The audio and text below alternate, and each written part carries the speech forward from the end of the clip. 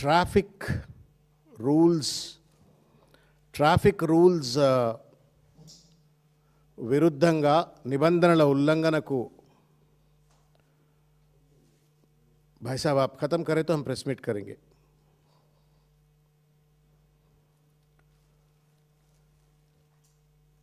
నిన్న ముఖ్యమంత్రి గారు ఒక అధికారిక సమావేశంలో మాట్లాడుతూ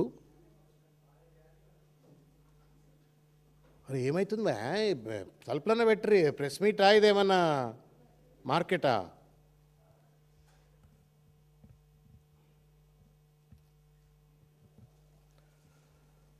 నిన్న ముఖ్యమంత్రి గారు ఒక సాధికారికమైనటువంటి ఒక సమావేశంలో మాట్లాడుతూ ట్రాఫిక్ నిబంధనల ఉల్లంఘనకు పాల్పడి చలాన్లు గనక పోలీసులు వేసినట్టయితే ఆ చలాన్ల అమౌంట్ అంతా కూడా ఆటో డెబిట్ అంటే నేరుగా పౌరుల యొక్క బ్యాంక్ ఖాతాల నుండి పోలీసు వాళ్ళే ఆటో డెబిట్ చేసుకునే విధంగా చర్యలు చేపడతాము అని చెప్పని ప్రకటించడం జరిగింది. ఆ వీడియో ఒక్కసారి నేను ప్రజలందరి దృష్టికి కూడా తీసుకొచ్చే ప్రయత్నం చేస్తాను.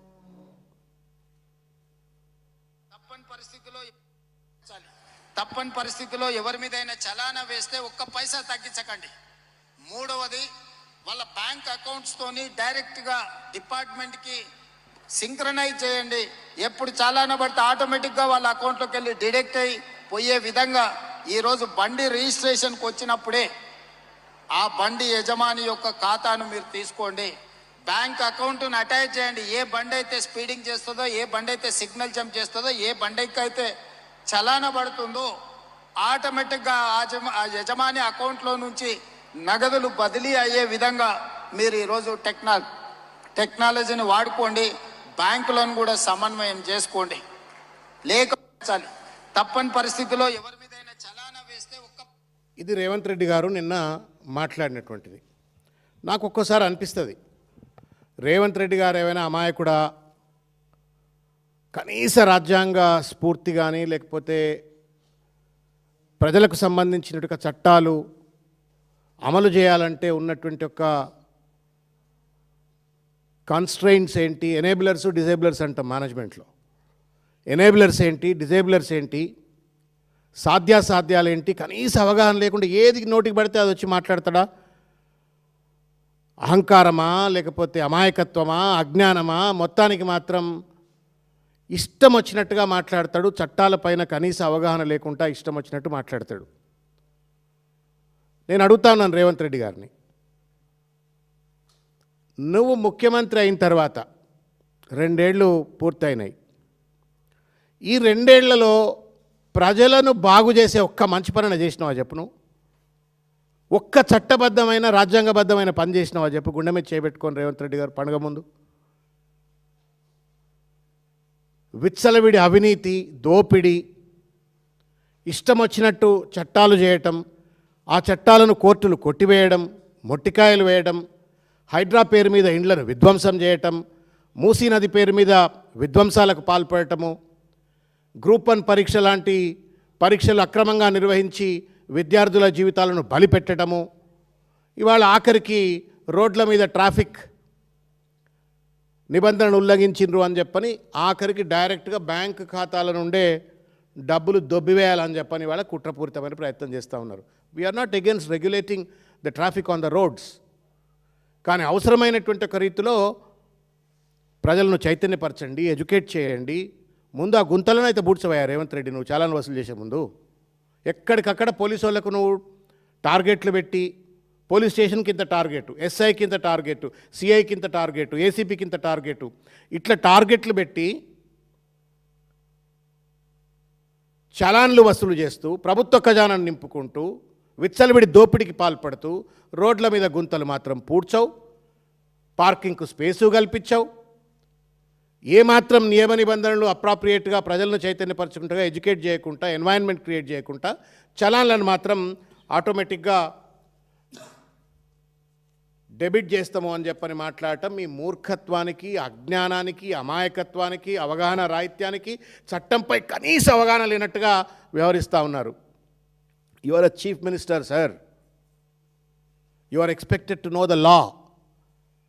You are expected to know the constitution. రాజ్యాంగం తెలియాలా, చట్టం తెలియాలా.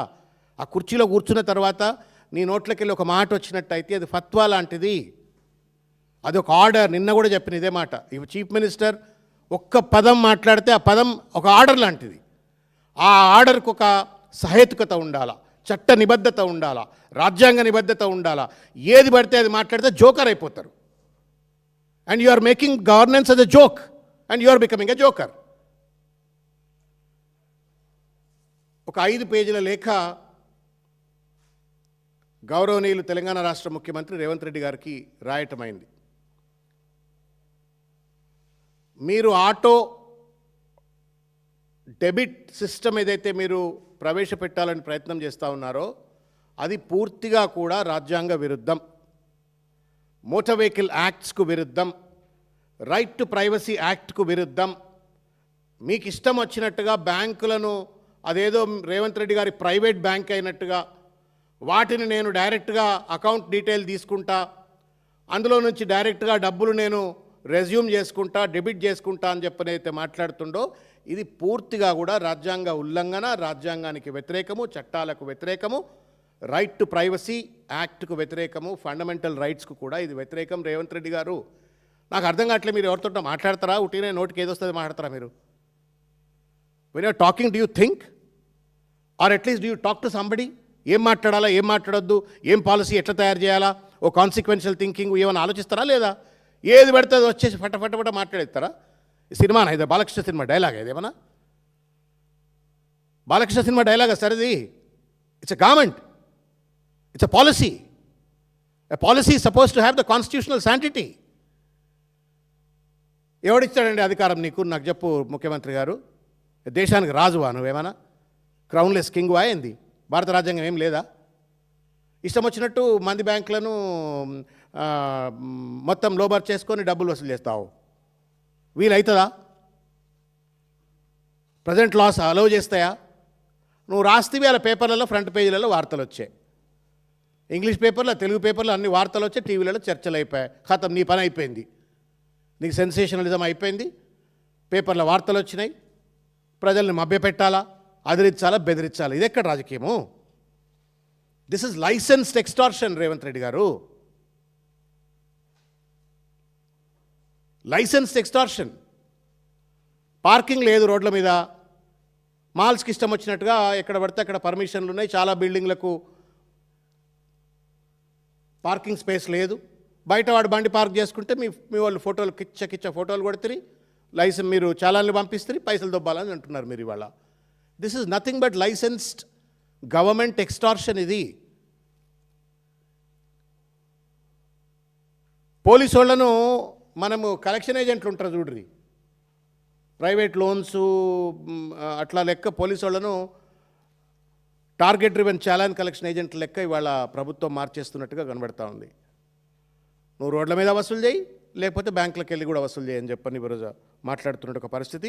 ఇది దుర్మార్గమైనటువంటి ఒక డిజిటల్ దాడి రేవంత్ రెడ్డి గారు చేపడతా ఉండరు.